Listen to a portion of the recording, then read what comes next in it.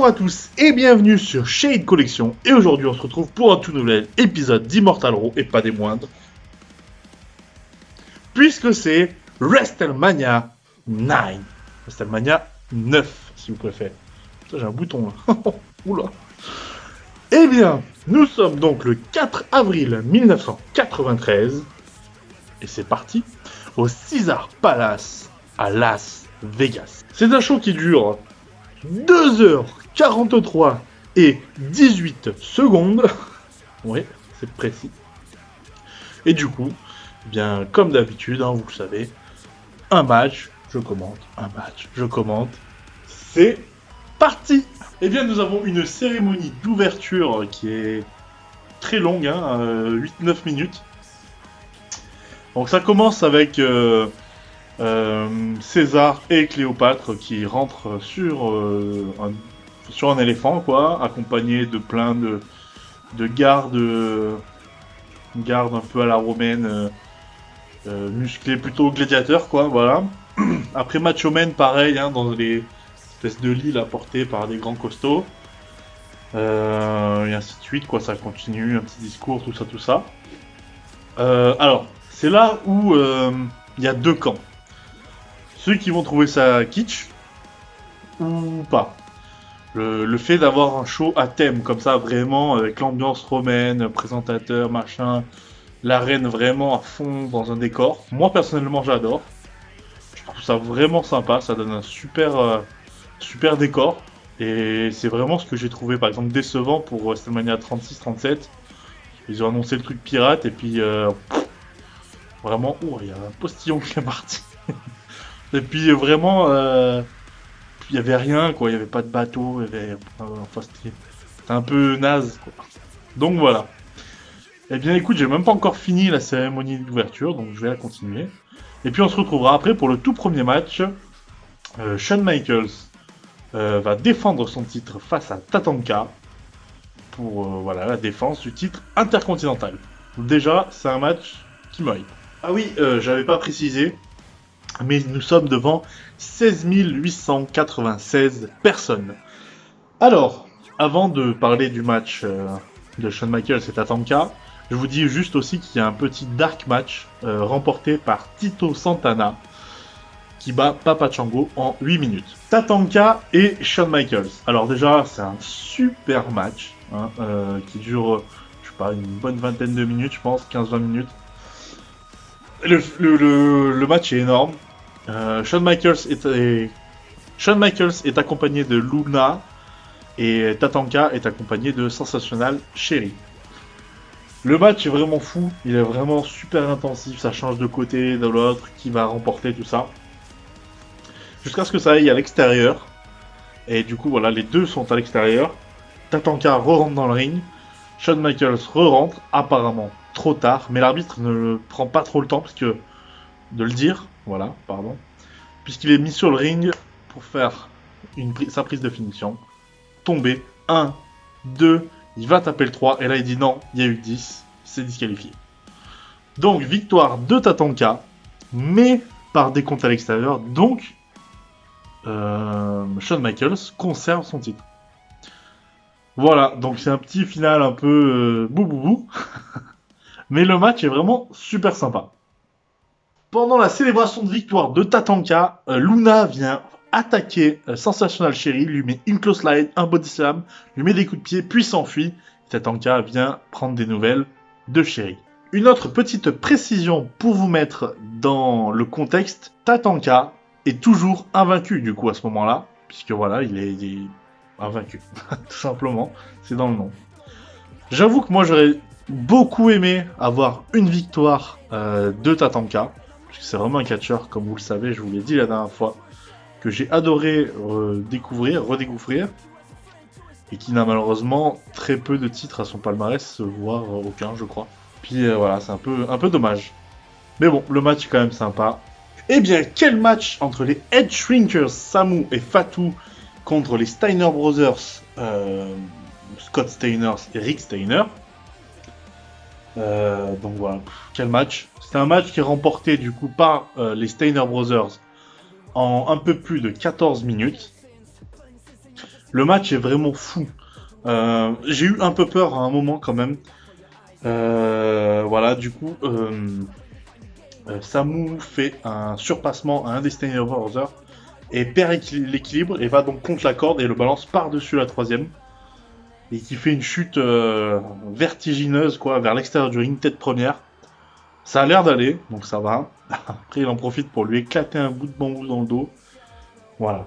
Non, c'est un match qui est assez sympa, avec une super intensité, énormément d'impact. Vraiment un super match. Pareil, à aucun moment on peut savoir qui va gagner. C'est pas une domination à 100%, c'est 50-50. C'est super match. Et puis bien sûr, à la fin, les Steiner Brothers remportent. Scott Steiner fait un Frankensteiner. 1, 2, 3. Fin du match. Voilà.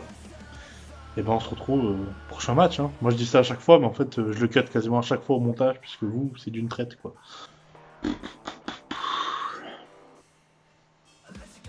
Bon. Des fois, il faut un petit match pour aller aux toilettes. C'est celui-là.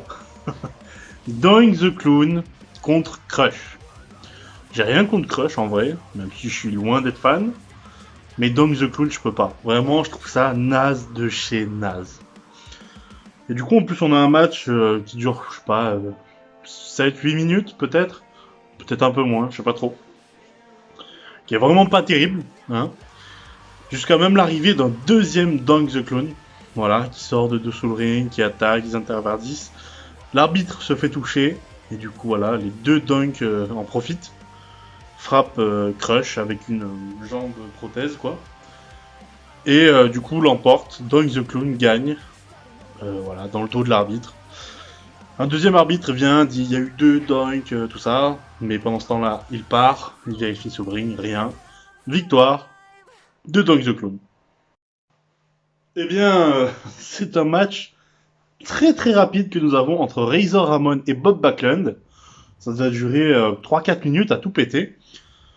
Jusqu'à ce que tout simplement, Razor Ramon vole la victoire avec un petit paquet sur Bob Backlund. 1, 2, 3.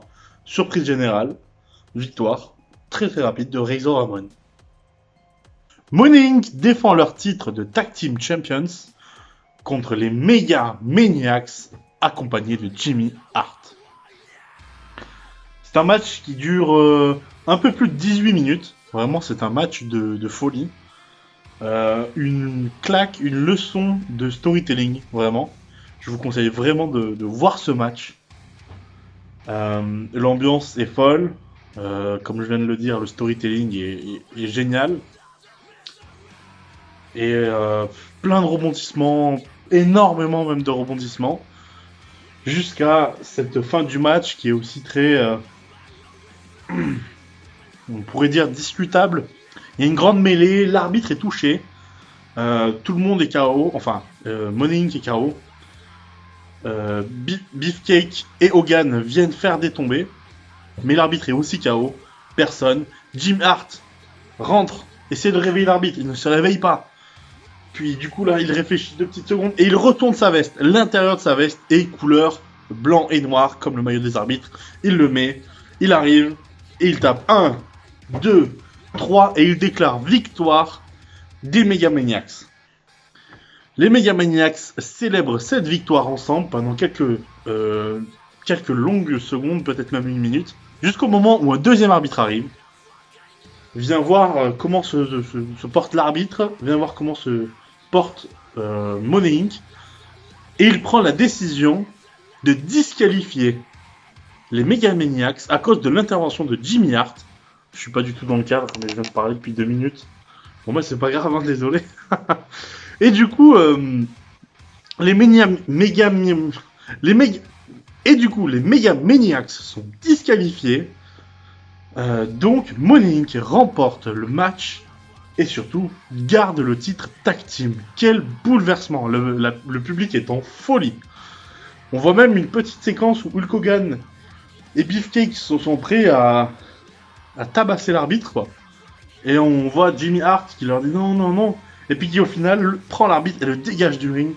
Mais quel match, quelle intensité. C'est génial.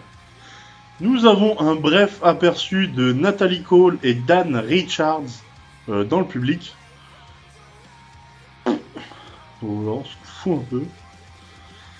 Puis nous avons une promo de Mr. Perfect qui parle au narcissique Lex Luger. Et bien sûr, le match Lex Luger contre Mr. Perfect. Nous avons un match entre Mr. Perfect et le narcissique Lex Luger qui dure un poil plus de 10 minutes, 10 minutes 50 et quelques. C'est un match assez sympa, assez intense. Et la fin, du coup, se termine sur un backslide. Voilà. Donc de Lex Luger qui fait un backslide sur Mr. Perfect. Et Lex Luger, du coup, met les pieds sur la deuxième corde. Mais l'arbitre ne le voit pas. Compte victoire de Lex Luger. Puis le combat continue un petit peu. Après, on voit en loge, on revoit un peu Shawn Michaels. Tout ça, ça se bastonne un peu. Et puis, voilà. Victoire de Lex Luger. On y arrive. Il est minuit moins 5 chez moi. J'ai commencé tôt, mais à chaque fois, le fait de s'arrêter, de parler, d'enregistrer, ça prend du temps. Mais bon, c'est un plaisir. Enfin, pas ce match. Nous avons vu Giant Gonzalez contre Undertaker. Ce match est une purge. Vraiment, c'est très mauvais. Je vais passer très rapidement parce que voilà. Victoire de l'Undertaker. Nous arrivons du coup à sa 3e victoire. Pour l'instant, on ne parle pas vraiment de streak encore. Il gagne en 7 minutes et quelques. Par disqualification. Giant Gonzalez essaye d'endormir l'Undertaker avec du chloroforme. Et du coup, voilà, il quitte l'arène en civière, tout ça, quoi, évacué. Puis quelques secondes après, bam, sa musique retentit, il rentre dans le ring. Voilà. C'est naze, franchement c'est naze. Si vous regardez, vous pouvez aller faire pipi à ce moment. Ah oui, après nous avons une promo où Hulk Hogan challenge le gagnant du main event, voilà.